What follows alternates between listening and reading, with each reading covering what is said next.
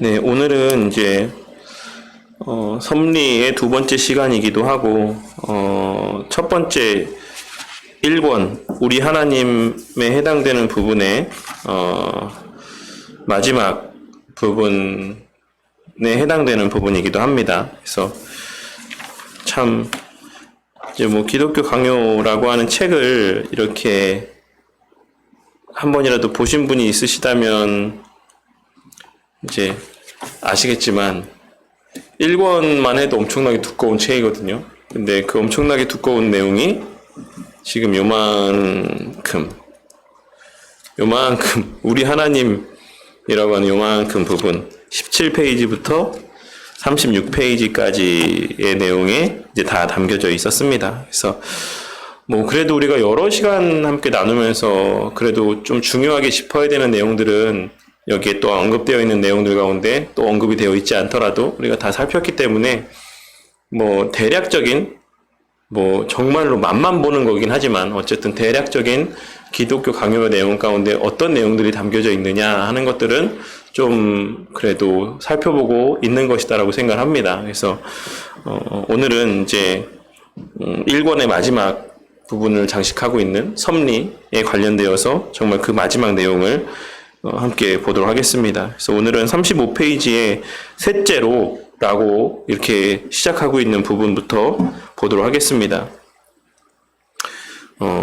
셋째로, 하나님은 언제나 교회에 관심을 가지고 사역을 하십니다. 라고 이야기를 하고 있죠. 그래서, 우리가 이 교회에 대한 하나님의 섭리를, 하나님의 백성들에 대한 하나님의 섭리를 특별 섭리라고 이야기를 합니다. 그래서 앞서도 이제 일반 섭리와 특별 섭리를 구별할 때 일반 섭리는 이제 세상 보통 모든 역사 가운데에서 하나님께서 행하시는 일들을 이제 일반 섭리라고 이야기를 하고 그 가운데 하나님의 백성들 또한 교회를 향한 하나님의 섭리를 우리가 이와 같이 특별 섭리라고 이야기를 합니다. 그런데 이것이 어떤 뭐랄까요?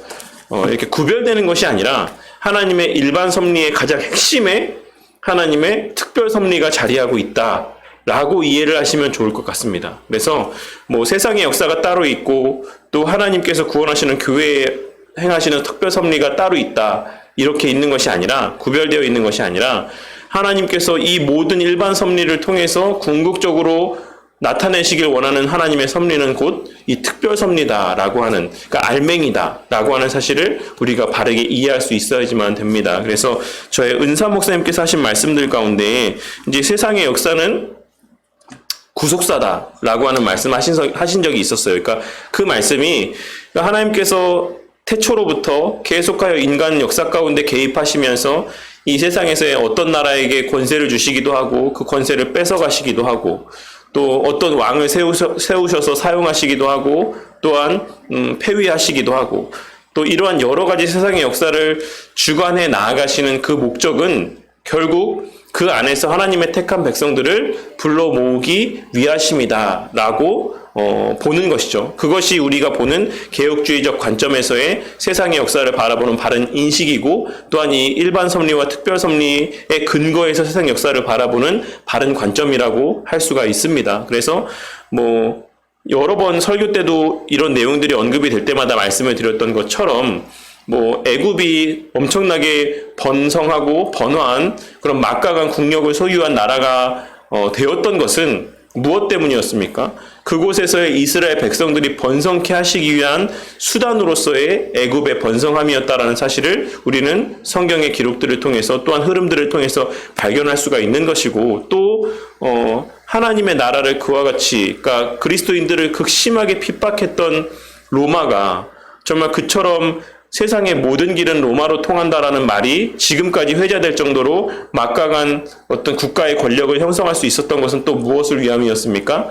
그와 같이 모든 길이 로마로 통한다라고 하는 그 말에서 우리가 확인할 수 있는 것처럼 잘 닦여진 도로의 시설들 그리고 로마의 시민권을 소유한 자들에게 보장된 여러 가지 특권들 그리고 로마가 쓰는 언어들이 그 통치하는 지역 가운데 편만하게 다 사용되어지는 그와 같은 여건들 이런 모든 환경들을 통해서 바울 사도로 하여금 복음을 전하게 하시기 위해서 로마라고 하는 나라에 하나님께서 그와 같은 특별한 은혜들을 베풀어 주신 거예요. 그러니까 로마라는 나라는 자신들이 갖고 있는 여러 가지 어떤 장점들, 그러니까 오늘날에 우리가 과거를 연구하는 역사학자들이 로마의 그런 어떤 큰 국력을 유지할 수 있었던 원동력이 무엇인가를 학자적인 관점에서, 학문적인 관점에서 연구를 하지만, 물론 그러한 것들을 통해서 얻는 유익들도 있겠죠. 하지만 가장 중요한 핵심은 무엇이냐면, 하나님께서 복음을 전하게 하시기 위한, 복음이 전파되게 하시기 위한 수단으로서 로마라고 하는 나라를 들어 사용하셨다라는 사실입니다. 그러니까 이것을 우리가 빼놓고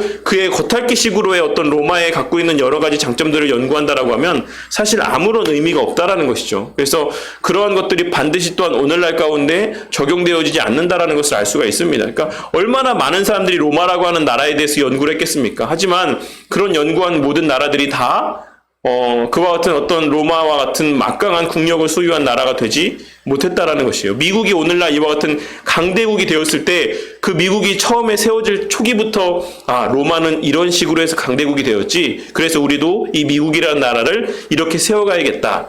라고 하는 어떤 그러한 연구와 어떤 학문적인 어떤 결론으로서 미국이 지금 강대국이 된 것이 아닙니다.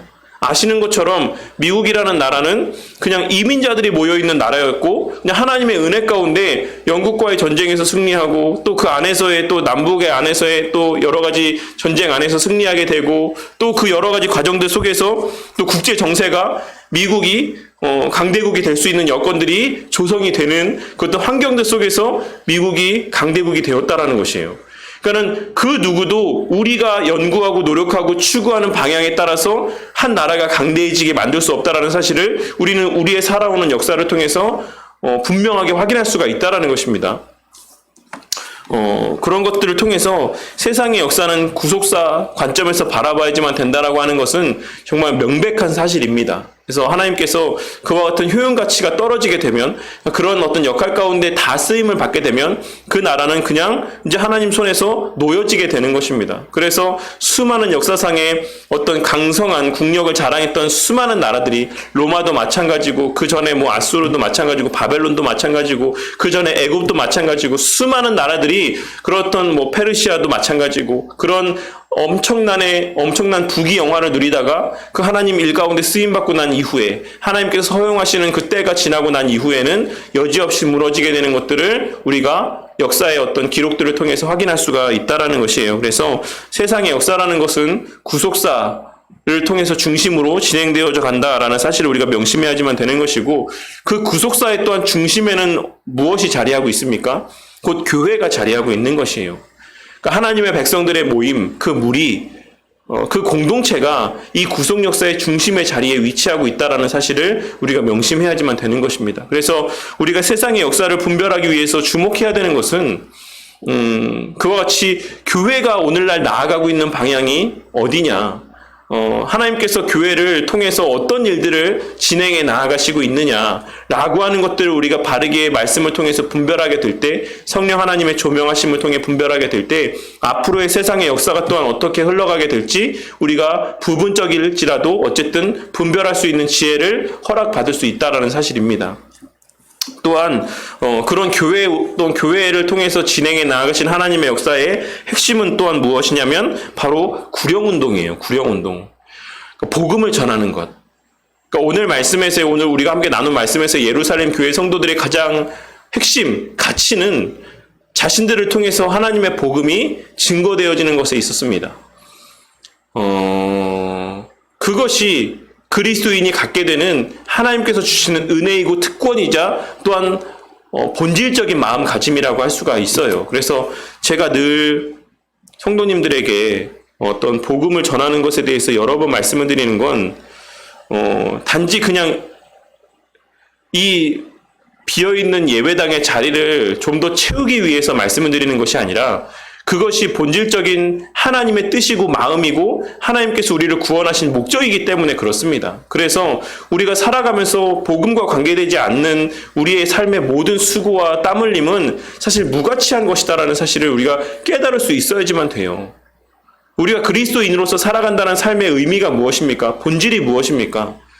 우리를 통해서 하나님의 하나님 되심이 증거되어지고, 하나님의 사랑과 자비와 긍휼이 증거되어지고, 그 말씀들이 또한 증거되어짐으로 그들을 하나님 앞으로, 말씀 앞으로 인도하는 것. 그것이 하나님의 핵심 가치고 추구하시는 목적입니다. 그것 외에 우리 하나님께서 관심을 갖고 있는 것은 하나도 없어요. 이미 여러 번 말씀드렸던 것처럼 우리 성도님들이 어떤 아파트에 살고 어떤 정도의 경제 수준을 유지하며 살아가고 있는지 그런 것에 하나님은 아무런 관심이 없다라는 것입니다. 우리 성도님들의 신앙이 하나님 앞에 바르냐, 그 삶이 정말 주의 복음을 증거하는 일들 가운데 초점이 맞추어져 있느냐, 이것에만 관심이 있는 것이지 우리 성도님들이 어떤 삶을 살아가고 있느냐, 어떤 음식을 먹고 얼마나 사람들 앞에 자랑할 만한 형편 가운데 살아가느냐, 이러한 것은 하나님의 관심이 아니다라는 것입니다. 우리가 그것을 명심하고 살아야지만 돼요. 마찬가지로 교회가 얼마나 많은 성도들이 모이느냐, 얼마나 삐까뻔쩍한 정말 의리의리한 예배당 가운데서 예배를 드리느냐, 이러한 것이 하나님의 관심사가 아니다라는 것이에요. 그 교회가 얼마나 바른 진리의 말씀 가운데 서 있느냐, 오늘 말씀에 있어야 예루살렘 교회 성도들과 같이 그들이 어떤 변변한 예배의 처소가 하나 없다라고 할지라도 정말 그들 마음 가운데 하나님과 하나님의 존재의 속성과 또 하나님의 하시는 섭리와 이러한 것들에 대한 바른 지식이 그들 가운데 자리 잡혀 있었고, 그러한 것들을 사용해서 하나님 복음이 증거되는 일들 가운데 예루살렘 교회를 귀하게 사용하셨던 것처럼 하나님의 관심사라는 것은 오직 그 성도들에게 그 교회에 바른 진리의 말씀이 있고 그 진리의 말씀이 그 안에만 머물러 있지 아니하고 증거되고 전파되어져 가느냐, 거기에 있다라는 것이에요. 결국 예루살렘 교회 성도들이 그 진리의 말씀 가운데 정말 그 유대인들의 안에서만, 이스라엘 사회 안에서만 그 복음을 꽁꽁 이렇게 싸매고 있을 때, 그들끼리만 그것을 누리고 만끽하고 있을 때 하나님께서 그 교회에 핍박을 주시고 그 교회가 흩어지게 만들었어요. 그 성도들이 전 소아시아 지역 전체에 퍼져 나아가게 하셨습니다. 그래서 사도행전에 기록되어 있는 말씀과 같이 그 결과로 그렇게 믿는 자들이 곳곳에 뿔뿔이 흩어지게 됨으로 말미암아 그 여러 지역에 주의 몸된 교회가 생겨나게 되었다라고 하나님께서 말씀하고 있는 것입니다. 하나님께서 왜 그 사랑하시는 오늘 말씀에서와 같이 바른 신앙을 소유한 예루살렘 교회 성도들을 왜 핍박을 당하게 하셨습니까? 그들이 그들 본분에 어떤 합당한 사마리아와 땅끝까지의 복음을 전파해야 되는 사역 가운데 애쓰지 않았기 때문에 그래요. 단지 그들 안에서, 그들 주변에, 그들 동족에게 복음을 전하는 데만 국한된 삶을 살았기 때문에 그렇다는 것입니다. 그래서 하나님은 언제나 교회에 관심을 갖고 사역하신다. 하나님은 언제나 하나님의 사람들에게 관심을 갖고 사역을 하신다.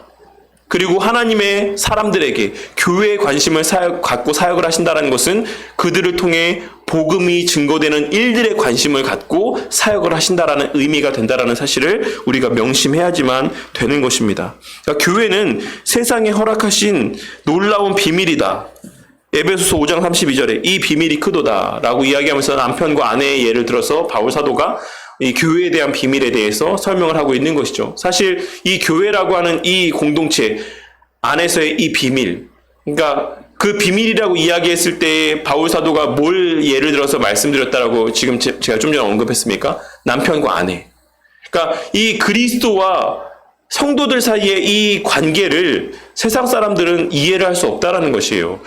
분명 그들의 눈으로 교회를 볼 수는 있습니다. 성도들의 삶을 볼 수는 있어요. 하지만 그들의 삶의 내면 가운데, 그 교회의 본질 가운데 핵심을 이루고 있는 그 교회의 머리 되시는 그리스도와 성도들 사이에 연합된 관계, 성부 하나님과 성도들 사이에 그 아버지와 자식의 하나된 관계, 이런 것들을 세상 사람들은 절대 이해할 수가 없다는 것이에요. 그래서 그러한 면에서 교회를 비밀이라고 이야기하고 있는 것입니다. 교회라고 하니까 조직을 갖추고 건물을 가진 교회당을 생각하기 쉽지만 여기서 교회는 하나님이 선택하신 모든 사람들을 의미하는 것이다라고 할 수가 있는 것입니다. 이것을 우리는 불가시적, 무형적 교회라고 이야기를 합니다. 하나님께서 누구를 선택하셨는지 아무도 모르지만 하나님의 모든 사역은 교회의 지체가 되는 사람에게 초점이 맞추어져 있다. 교회의 지체가 되는 사람, 교회의 구성원이 되는 사람, 교회의 공동체의 일원이 되는 사람, 곧 다시 말해서 하나님의 택하신 백성, 하나님의 구원하실 자들에게만 그 모든 초점이 맞추어져 있다라는 사실을 우리가 꼭 기억을 해야지만 된다라는 것이에요. 그래서 모든 피조 세계 가운데 하나님의 섭리가 역사되어지고 있긴 하지만, 그래서 그 모든 것에 대한 계획을 우리는 작정이라고 이야기를 하지만, 특별히 그것을 예정이라는 표현으로 천사와 사람에 대한 계획을 구별해서 이야기하는 이유가 결국 그 모든 작정의 핵심은 예정에 담겨져 있기 때문에 그런 것이고, 하나님의 모든 일반 섭리 가운데의 핵심은 이 특별 섭리 가운데 담겨져 있기 때문인 것이고, 이 모든 사람들 가운데의 계획은 오직 이 택함 받은 사람에게만 집중되어 있고 거기에만 초점이 맞추어져 있기 때문이라는 사실입니다. 우리가 이것을 발견할 수 있어야지만 돼요. 그냥 하나님께서 편만하게 모든 과정 가운데 역사하시는 것에 우리의 마음이 빼앗길 것이 아니라, 그 모든 것 가운데서 오직 하나님의 백성들, 교회, 하나님의 구원 역사, 여기에 초점을 맞추어서 하나님의 섭리를 이해할 수 있어야지만 된다라는 것입니다. 이상과 같은 하나님의 섭리를 믿으면 요셉처럼 어떤 고통과 역경 속에서도 낙심하지 않고 견고하게 살아갈 수가 있습니다. 그는 배다른 형제들로부터 죽임을 당할 위기에서 벗어나서 이집트의 노예로 팔려왔습니다. 오랜 세월이 지났지만 10대 때 가졌던 꿈을 결코 포기하지 않았습니다. 저는 전체적으로 이 요셉에 대해서 이야기하고 있는 이 라은성 목사님의 관점에 대해서 좀 동의하지 못하는데, 지금 라은성 교수님께서 묘사하고 있는 이 표현들의 초점, 포커스는 요셉에게 맞추어져 있지 않습니까? 주체가 요셉이에요. 요셉은 하나님을 두려워하는 신앙을 저버리지 않았습니다. 사실 저는 이런 관점은 합당치 않은 관점이라고 생각합니다. 하나님께서 요셉으로 하여금 하나님을 두려워하는 신앙을 저버리지 않게 하신 것이죠. 해 주신 것이죠. 요셉으로 하여금 10대 때 하나님께서 보여주신 그 계시를 잊지 않도록 계속해서 기억하게 하신 것이죠. 중간중간에 요셉이 얼마나 또한 많은 개인적인 연약한 모습들을 나타내 보였습니까? 그럼에도 불구하고 하나님께서 끝까지 요셉을 붙드시고 요셉을 사용하셔서 그 믿음을 붙잡아 주셔서 요셉으로 하여금 하나님의 선하신 일들 가운데 쓰임을 받게 하신 것이지, 요셉이 의도적으로 의식적으로 그 자신이 어떤 뛰어남이 있었기 때문에 그 어떤 꿈을 기억하고 하나님의 하시는 일들 가운데 순응하며, 아 그렇지, 여기에는 하나님 뜻이 담겨져 있었지, 아 하나님께서 이런 계획이 있었지, 이루실 것이지, 이런 마음을 갖고 한결같이 살아간 것은 아니었다라는 것입니다. 우리가 이런 것들을 좀 주의해서 살펴볼 때 늘 말씀드리는 것처럼 어떤 인물 중심으로 인물의 포커스를 맞추어서 성경을 해석하지 않을 수 있다라는 것입니다. 근데 오늘 요 내용에서의 라은성 교수님께서도 요셉을 좀 그와 같이 이렇게 묘사하는, 물론 그 마음의 중심은 아닐 수 있다라고 생각합니다. 하지만 어쨌든 이 묘사된 내용으로만 봐서는 요셉에게 좀 더 포커스가 맞춰져 있는 것처럼 보여져서 제가 좀 그 내용들을 이렇게 다르게 언급을 했습니다. 그래서 어쨌든 다음 페이지 보시면 그 결과 이집트 왕 다음으로 높은 관직에 올랐다. 그러니까 이것이 마치 요셉이 잘나서 이렇게 그 총리라고 하는 자리까지 올랐다라는 식으로 뉘앙스로 비춰질 수 있지만, 하나님께서 하나님의 의도와 목적이 있으셨기 때문에 그런 여러 가지 과정들을 통해서 하나님의 섭리 가운데 거기에 총리라고 하는 자리에 앉히신 것이죠. 그래서 결국에 그 결과가 무엇입니까?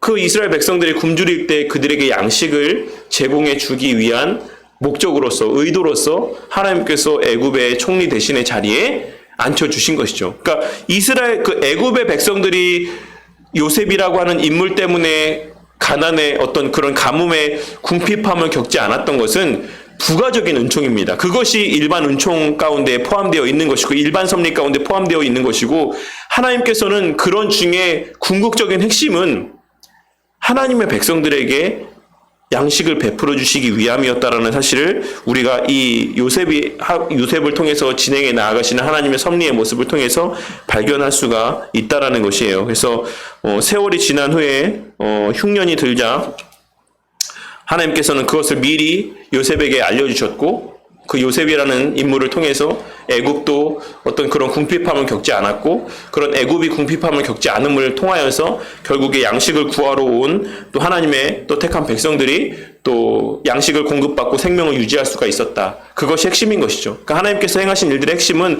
결국에 이스라엘 백성들을 먹이시기 위함이었다라고 하는 사실을 우리가 발견할 수 있어야지만 되는 것입니다.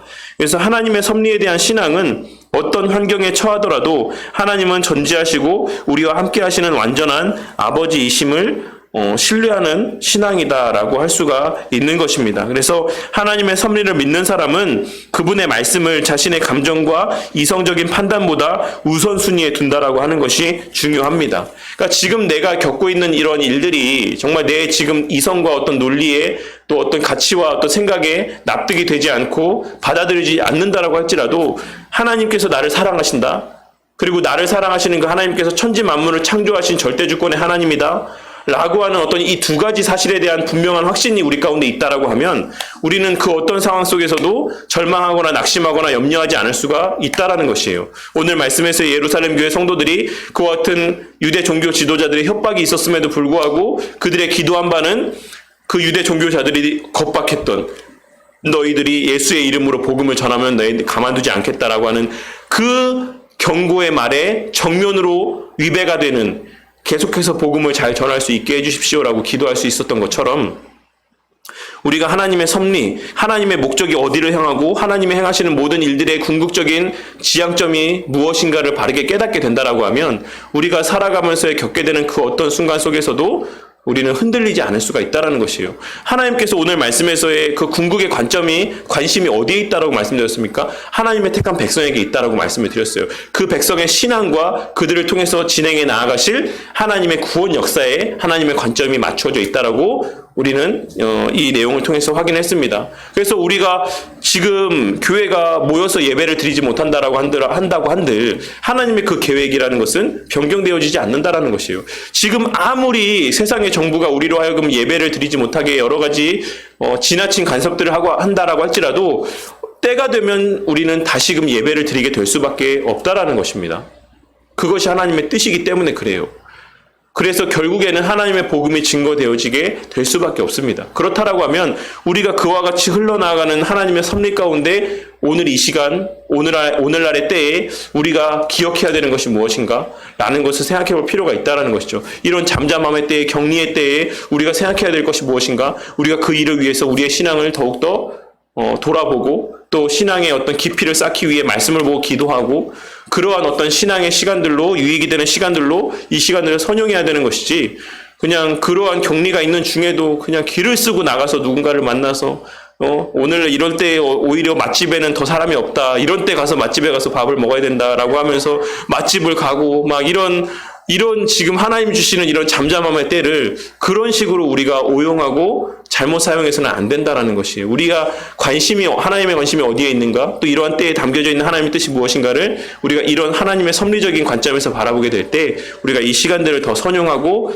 더 유익이 되는 시간들로 사용할 수가 있다라는 것입니다. 그래서 우리가 그와 같은 우선순위를 또 하나님의 섭리 가운데 하나님을 향한 신앙 가운데 둔다라고 하는 것을 또 생각해 봐야지만 되는 것이고 감정을 억누르고 이성적인 판단을 하나님 말씀 밑에 두는 것은 쉽지 않다. 맞는 말이죠. 우리의 이성이 여전히 살아있기 때문에 우리의 자아가 살아있기 때문에 그것을 배제하는 것이 결국 쉽지 않지만 그럼에도 불구하고 하나님께서는 하나님 백성들을 이 세상에서 경건의 훈련들을 통해서 그와 같은 삶을 살아갈 수 있도록 우리에게 은혜를 베풀어 주시는 것입니다. 그래서 이 세상은 하나님이 완전한 아버지이심을 체험하는 훈련소다라고 할 수가 있는 것입니다. 여기까지가 이제 섭리에 대한 전체적인 개괄적인 어떤 정말 아주 표면적인 내용들이라고 할 수가 있을 것이고 이제 기독교 강요의 내용에 보시면 좀 더 많은 하나님의 섭리와 관련되어 있는 실제적인 어떤 의문들과 그에 대한 어떤 질문에 대한 답에 대한 내용들이 언급이 되어져 있어요. 그 가운데 좀 제가 핵심적으로 말씀드릴 몇 가지만 정리해서 말씀을 드리자면 첫 번째는 하나님께서 후회하신다 라고 하는 어떤 표현들, 그래서 하나님의 뜻이 변개되어지는 것만 같은 어떤 그런 표현들을 우리가 어떻게 이해하지만 될 것인가, 하나님의 섭리와 어떤 하나님의 그런 말씀들 사이에서의 어떤 괴리를 우리가 어떤 식으로 이해하고 마음 가운데 새겨야지만 되는 것인가 라고 하는 어떤 한 가지 내용들이 있을 수 있고, 또 하나는 하나님과 어떤 이 세상의 악과의 존재에 대해서, 그러니까 모든 것이 하나님의 섭리라고 한다면 사실 마귀가, 그러니까 천사가 타락을 해서 사탄이 됐고, 그 사탄을 통해서 하와와 아담이 꼬임을 받았고, 그래서 하와와 아담이 범죄하게 되었고, 이 세상에 죄가 들어오게 되었고, 그 이후에 모든 고통이 시작되지 않았습니까? 그러니까 우리가 그 모든 것들을 생각해 봤을 때 하나님의 섭리적 관점에서 봤을 때 그러면 악의 조성자가 하나님이신가라고 하는 생각에까지 우리의 마음이 이제 생각이 뻗어 나아갈 수 있다라는 것이죠. 그와 관련된 하나님의 허용하심의 어떤 관점에 대한 이해, 이 두 가지가 우리가 좀 이 섭리의 관점에서 좀 짚고 넘어가야 될 중요한 두 가지 주제라고 생각을 합니다. 그래서 먼저 하나님의 후회하심에 대해서 생각해 보자면 하나님께서 내가 진짜 후회한다. 아유 진짜 내가 이러지 말았어야 되는데 이런 말씀의 내용들 하나님의 뜻이 마치 변개되어지는 것처럼 표현하시는 이런 말씀들이 어떤 의미를 지니는 것이다라고 제가 말씀을 드렸습니까? 기억하시는 분들은 아마 있으실 것인데 이거를 우리가 어떤 용어 특정한 어떤 신학적인 용어로 이것을 표현하는 것을 기억하시는 성도님들이 있으실 거라고 생각합니다. 제가 들을 수가 없는 게 좀 안타까운데 아마 여기 계셨으면 제가 들을 수 있게끔 대답하셨을 텐데 신인 동형 동성론적인 표현이라고 말씀을 드렸죠. 그래서 하나님의 어떤 그런 마음들을 우리로 하여금 이해할 수 있게끔 우리 편에서의 관점에서 마치 우리가 어린 아이들, 아주 어린 자녀들이 이해할 수 있게끔 어린 자녀들의 관점에서 그 아이들의 어떤 지식 수준 안에서 설명을 해주는 것처럼 하나님께서 우리로 하여금 그 하나님의 뜻을 이해할 수 있게끔 이해하기 위한 표현으로서 어떤 하나의 방편으로서 그런 신인 동형 동성론적인 표현들을 우리 가운데 사용을 하시는 겁니다. 그거는 여러 가지 모양으로 나타날 수 있지만 이와 같이 하나님의 뜻이 변하시는 것처럼 후회하신다라고 하는 표현들 이런 것들을 통해서 나타내 보이시기도 하고 하나님께서 마치 손이 있는 것처럼 그런 어떤 표현들 눈이 있으신 것처럼 막 그렇게 어떤 우리의 갖고 있는 어떤 지각과 어떤 신체적인 요소들을 빗대서 말씀하시는 내용들이 전부 다 포괄적으로 신인 동형 동성론적인 표현 가운데 포함되는 내용이라고 할 수가 있는 것입니다. 그래서 사실 그와 같은 내용들 가운데 뭐가 있냐면 이제 요나가 이제 복음을 전했을 때 회개를 이야기했을 때 회개할 것을 이야기했을 때 그 니느웨 백성들이 어떻게 했습니까? 그 말을 듣자마자 모두가 다 정말 가축들까지 정말 금식하면서 회개의 기도를 했죠. 그래서 하나님께서 거기에서 뭐라고 말씀하고 있으시냐면 니느웨에게 내리기로 했던 그 벌을 하나님께서 내리시지 않았다라고 이야기를 하고 있어요. 그러니까 이 말만 보면 마치 하나님의 뜻이 변개된 것처럼 변화해진 것처럼 볼 수 있지만 크신 하나님의 섭리 가운데는 요나로 하여금 복음을 그 회개를 요구하게 하시고 그 회개 가운데서 니느웨 백성들이 반응해서 회개하게 되어서 하나님이 징계를 내리시지 않는 것 그것까지가 하나님의 뜻이었던 거예요. 근데 우리가 하나님의 뜻을 다 이해할 수 없죠. 그래서 하나님께서는 이러한 표현들을 통해서 우리 가운데 요구되어지는 신앙의 모습들을 하나님께서 가르치시는 겁니다. 또 히스기야가 그 생명이 연장된 것 그가 그 특별한 하나님의 은혜로 본래 죽었어야 되는데 하나님이 특별히 계획을 변기에 서서 연장시켜 주신 것이 아니라 본래 히스기야의 그 생명이라는 것은 그 15년이 연장되게 하나님의 계획 가운데 섭리 가운데 있었다라는 것이죠. 그러니까 우리가 그와 같은 것을 혼동해서는 안 된다는 것입니다. 그것은 그와 관련되어서 하나님께서 우리에게 깨닫게 하시길 원하는 하나님의 뜻을 가르치시고 증거하시기 위한 신인 동형 동성론적인 표현이다라고 이해하시면 되겠고 이제 더 중요한 것은 이제 하나님의 허용하심이라고 할 수가 있어요. 그래서 이 내용에 대해서 이야기하자면 좀 긴데 하나님께서 자유의지라고 하는 것을 누구에게 주셨죠? 이거 예전에도 한번 우리가 다룬 적이 있었는데 그때가 아마 소요리문답 시간이었는지 언젠지 제가 기억이 안 나지 않지만 분명히 다뤘습니다. 하나님께서 피조물 가운데 자유의지를 주신 대상이 누굽니까? 인간. 그 인간만입니까? 아니죠. 천사에게도 주셨어요. 우리가 천사에게 하나님께서 자유의지를 주셨다는 사실을 어떻게 확인할 수가 있습니까? 그것은 천사 중 하나가 하나님과 같아지기 위해서 하나님께 반역하고 타락하여 사탄이 되었다라고 하는 사실을 통해서 확인할 수가 있는 것이죠. 그러니까 천사가 택할 수가 있었다는 것이에요. 하나님의 종노릇을 하든 아니면 그렇지 않든. 하나님께서 천사에게 그런 자유의지를 주셨기 때문에 사탄이 그 자유의지를 사용하여서 타락을 했다라는 사실입니다. 그런 것들을 통해서 우리가 그러면 하나님께서 왜 천사에게 자유의지를 주셨을까? 라고 하는 의문을 갖게 될 수 있죠.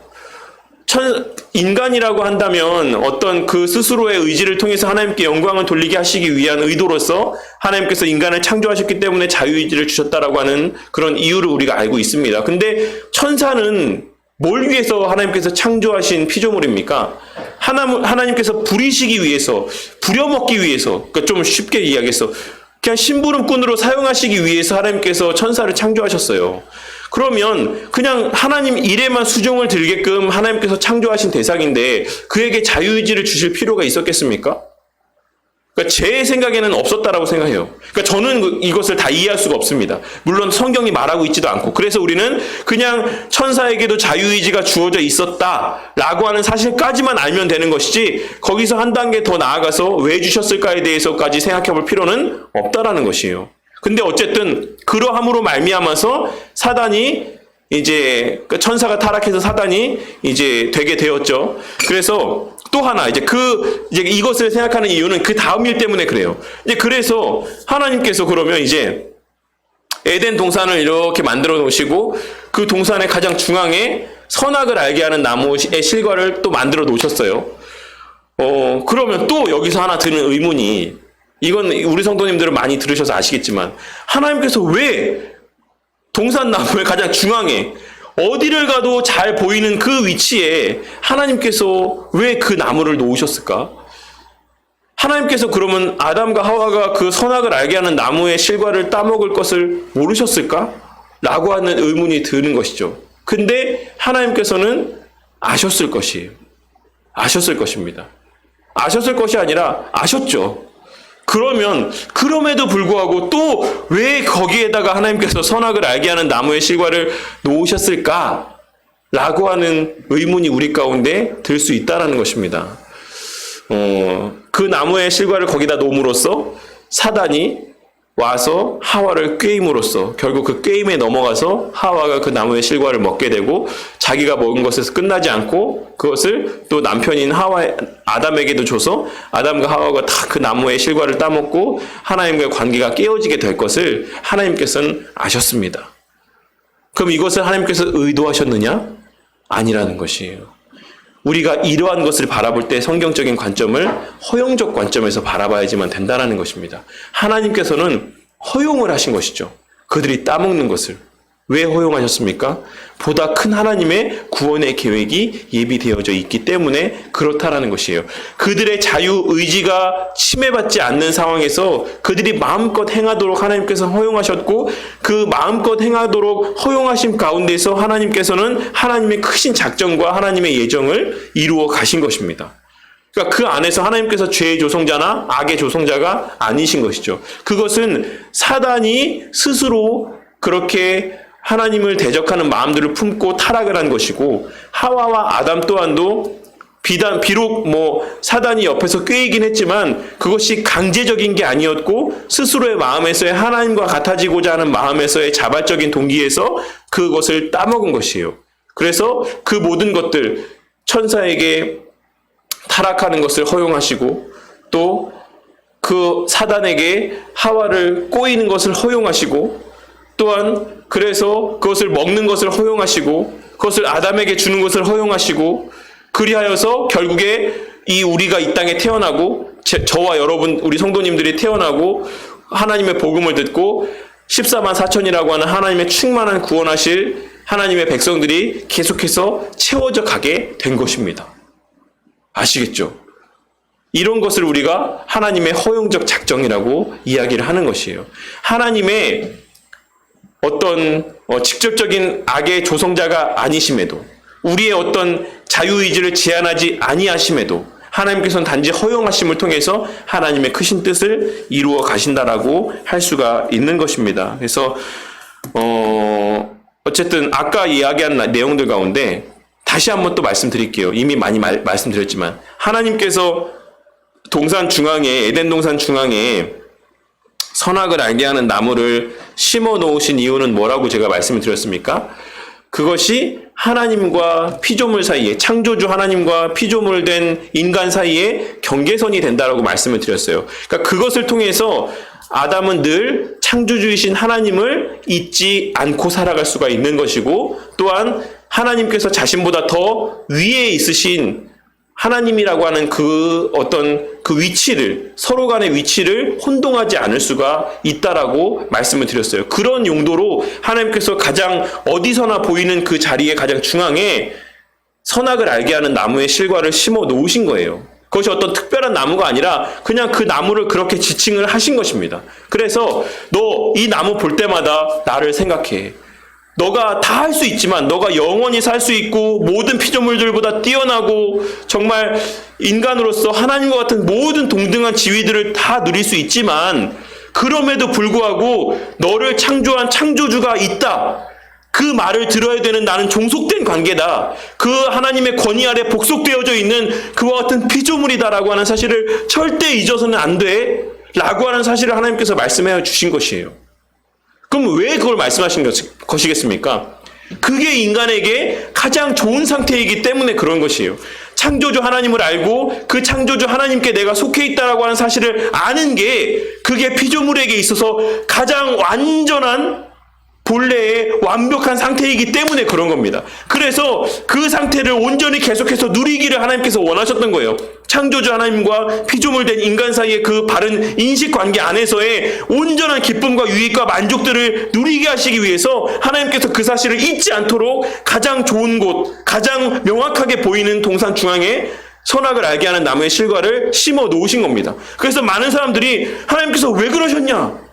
왜 넘어지게 하셨냐? 라고 하는 어떤 인간 측의 관점에서만 그것을 바라보는데 그래서 하나님께 원망하고 하나님께 책임을 전가하고 돌리고 하는데 그렇지 않다라는 것입니다. 하나님께서는 하나님께서 해주실 수 있는 최고의 배려를 아담과 하와에게 해주신 거예요. 그가 누릴 수 있는 최고의 인간으로서의 극치 즐거움을 온전히 누릴 수 있게끔 그렇게 베풀어 주신 것이죠. 근데 사단이 와서 꼬인 거예요. 더 좋은 즐거움이 있다. 이미 극치의 즐거움을 누리고 있음에도 불구하고 더 좋은 즐거움이 있다. 라고 사단이 아담을 꼬인 거죠. 하와를 꼬인 거죠. 그 책임이 하나님께 있는 게 아니에요. 하나님은 정말 사랑과 배려의 마음으로 심어 놓으신 거고 넘어진 거는 사람에게 있는 것이죠. 넘어진 건 사단에게 넘어진 사람에게 책임이 있는 것이죠. 그것을 심어 놓으신 하나님에게 있는 것이 아니에요. 하나님께서 어떻게까지 하셨습니까? 이거 먹으면 네가 진짜 죽어. 너가 정말 아주 이 모든 누리고 있는 모든 이런 특권들을 다 잃어버려. 그렇게까지 말씀해 주셨잖아요. 그렇게 엄하게 경고의 말씀을 주셨잖아요. 따먹지 않게 하시기 위해 그 기쁨과 유익과 만족과 특권을 잃어버리지 않게 하시기 위해 그러니까 하나님으로서는 할 수 있는 최선의 것을 다 해주셨습니다. 그럼에도 불구하고 인간은 그 하나님 주신 자유의지를 통해서 하나님과 같아지려고 그것을 따먹었죠. 그래서 결국에 범죄하고 하나님과의 관계가 깨어지게 된 것입니다.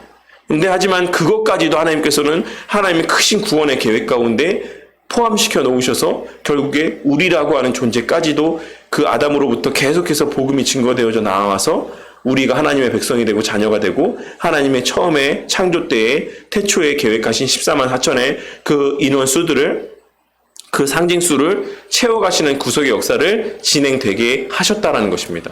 그러니까 인간의 악한 면들까지도 하나님께서 사용하셔가지고 하나님의 선한 일들을 이루어 가고 있으시다라는 것이에요.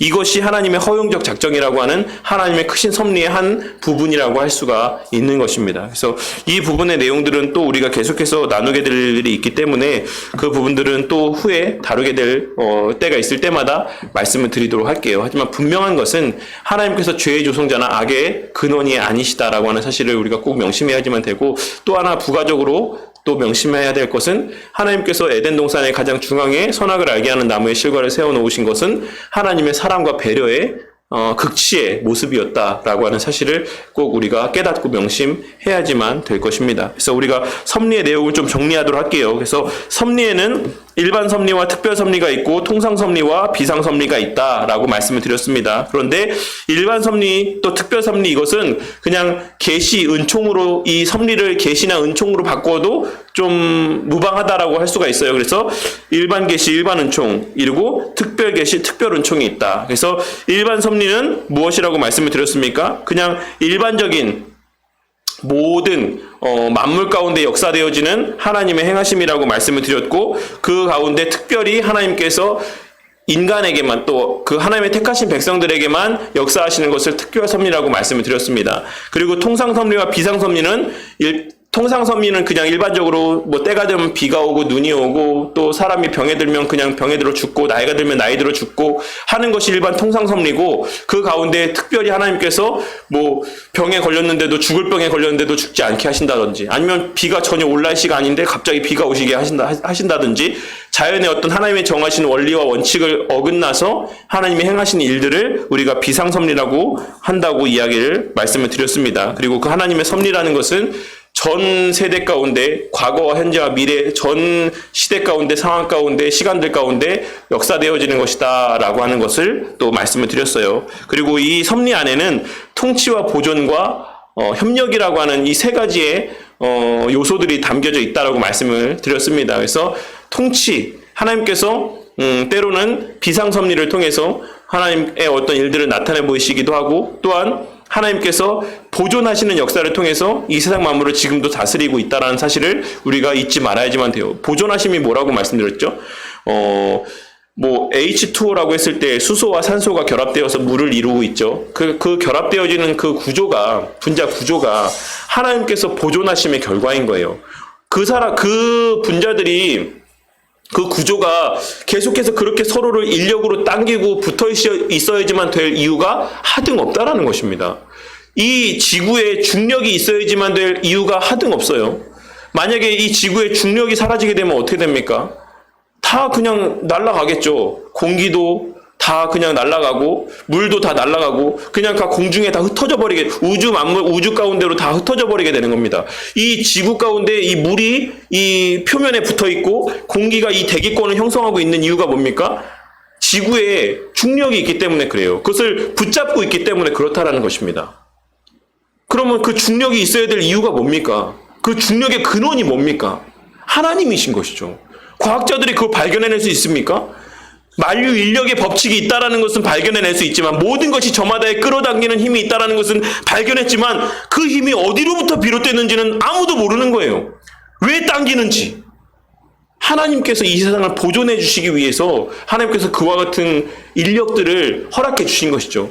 태양에겐 태양의 능력을, 태양에서 당기는 능력을, 지구는 지구의 중력을, 인간 스스로의, 또 모든 분자 원자들이 다 서로를 당기는 그런 힘들을 부여해 주셨다는 것입니다. 그래서 만유의 모든 존재하는 것들의 인력의 법칙이 있다. 당기는 힘들이 다 있다.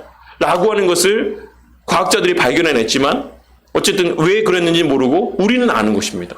하나님의 보존하여 주심의 한 방편인 것이에요. 그래서 이 책상이 책상으로 있고, 우리 신체 구조가 신체 구조대로 남아있을 수가 있고, 이 지구가 지구의 환경대로 유지할 수가 있고, 물이 물에 있는 그 자리에, 바다가 바다에 있는 그 자리에, 공기가 있는 그 자리에 다 이 우리의 삶의 환경들이 유지가 될 수 있는 것이, 이것이 하나님의 보존하여 주심의 은혜입니다. 섭리입니다. 이것을 우리가 또 명심해야지만 되는 것이고, 협력이 뭡니까? 앞서 말씀드린 것처럼 악한 의도에서 행하는 일들이라 할지라도, 하와와 아담이 악한 의도에서 한 행동이었죠. 악한 의도에서 선악을 알게 하는 나무로의 실과를 따먹은 것이죠. 천사가, 사탄이 악한 의도에서 타락한 것이죠. 근데 그 사단의 타락함을 허용하시고, 또 하와와 아담이 그 사단의 넘어감을 허용하시고, 또 그래서 그 선악을 알게 하는 나무를 실과를 따먹는 것을 허용하시고, 이런 것들이 합력하여서 결국에 지금 오늘날에 무슨 역사가 일어났습니까? 하나님의 구속사의 역사가 이 세상 가운데 진행되게 되었다는 것입니다. 이것이 하나님의 협력하심의 역사입니다. 우리는 다 알 수가 없어요. 하나님께서 지금 이 순간에 이러한 일들을 왜 겪게 하시는지 알 수 없습니다. 하지만 과거에 지내왔던 일들을 통해서, 하나님의 섭리하심의 역사들을 통해서, 요셉에게 하신 그 외에 성경의 모든 인물들에게 하신 그 모든 섭리들을 통해서 지금 이 순간도 비록 나에게는 이해가 되지 않지만 이것이 하나님의 협력의 한 과정일 것이다라고 우리가 믿을 수 있고, 하나님의 섭리에 대한 확신을 갖게 될 수 있고, 우리가 훗날 시간이 지났을 때 이런 하나님의 뜻이 여기에 담겨져 있었구나라고 고백할 수가 있게 되는 것입니다. 그래서 이 섭리라고 하는 것은 사실 우리가 다 이해할 수 없는 부분이긴 하지만, 동시에 또한 우리가 반드시 또한 이해해야지만 되는 부분이라고도 할 수가 있어요. 그래서 우리가 이 섭리를 바르게 이해하는 가운데 오늘날에 살아가는 시대 속에서도 마음이 정말 죽 끓듯이 막 이렇게 요동치지 않고 늘 좌고우면하지 않고 또 한결같이 하나님만을 바라보며 또 하나님의 섭리만을 바라보며 하나님의 구속 역사의 완성만을 바라보며 천국까지 인도해 주실 하나님의 그 능력을 바라보며 그냥 뚜벅뚜벅 우리의 그 신앙의 걸음, 우리가 할 도리, 예배드리고 복음 전하고 그런 삶만을 살아가면 된다라는 사실입니다. 그래서 이 섭리에 대한 내용들이 또 좀 두서없이 우리 성도님들에게 전달되어졌을 수 있겠지만 어쨌든 그러한 중에도 성령 하나님의 역사로 말미암아 또 깨달아야 될 것들이 깨달아지게 되었을 것이다라고 생각합니다. 또 우리가 후에 대면해서 볼 날이 있을 때 섭리에 대해서 좀 이해가 안 되는 부분들이 있으면 지금 메모해 놓으시고 나중에 따로 물어보시거나 아니면 톡으로 저한테 보내시면 제가 또 관련된 내용들을 또 자세하게 상세하게 또 설명드리고 말씀드리도록 하겠습니다. 네, 여기까지 하도록 하겠습니다. 네, 뭐 궁금하신 거 또 있으시겠지만 어쨌든 비대면이라 네, 어쩔 수 없다라고 하는 사실을 기억하시고 제가 기도하고 마치도록 하겠습니다. 하나님 감사합니다. 오늘 비록 비대면으로 드려야 되는 예배였지만 그럼에도 주의 말씀을 우리 가운데 들려주시고 여러 가지 깨달음들을 주시고 또 오후에 이 신학 강좌 시간을 통해서 하나님의 섭리에 대한 내용들까지 우리가 함께 나눌 수 있는 은혜를 베풀어 주심에 감사를 드립니다. 많은 사람들이 이 온라인 예배, 비대면 예배를 정말 부정적으로 바라보는 경우들이 있지만 이 또한도 하나님의 일반 은총의 한 방편이라는 것을 깨닫고 이러한 제약이 많은 시대 속에서 이렇게라도 예배를 드릴 수 있게 하신 하나님의 은혜 가운데 감사하며 또 이렇게 분리된 시대 속에서 우리가 행해야 될 바를 또 깨닫고 그 일에 집중하며 지혜롭게 이 시간들을 선용하는 주의 자녀들이 될 수 있도록 은혜 베풀어 주시옵소서. 한 주의 삶이 또 시작이 되었습니다. 주님, 우리 성도님들의 각자의 삶 속에서 또 코로나로부터의 안전을 지켜주시고 또 직장 생활하시는 모든 성도님들 또 주님께서 안전하게 지켜주셔서 또 각자의 자리에서의 맡겨진 일들을 잘 감당케 하시고 정말 필수적으로 해야 되는 일들 외에는 바깥 출입을 삼가며 또 가정 안에서 가족들과의 즐거운 시간들을 보내고 또 말씀 보고 기도하는 개인 경건의 시간들로 이 또 격리의 시간들을 선용하는 지혜로운 자들이 되도록 자비와 긍휼을 베풀어 주시옵소서. 주님, 무엇보다 오늘 말씀을 통해 우리에게 들려주셨던 것처럼 우리의 지난날의 예배가 부족하였음을 주님 앞에 고백하고 또한 깨닫게 하여 주셔서 또 다시금 회복되어질 그 예배의 시간들 가운데 우리가 들려주시는 말씀을 소중히 여기고 그 예배 시간들 1분 1초에도 소홀히 하지 아니하고 집중하며 하나님께서 받으실 만한 예배를 드리는 또한 그와 같은 예배를 드릴 수 있도록 우리의 범사의 삶이 하나님의 말씀 가운데 구속된 삶을 살아가는 그와 같은 우리 모든 바른교회 성도님들이 되도록 은혜 베풀어 주시옵소서.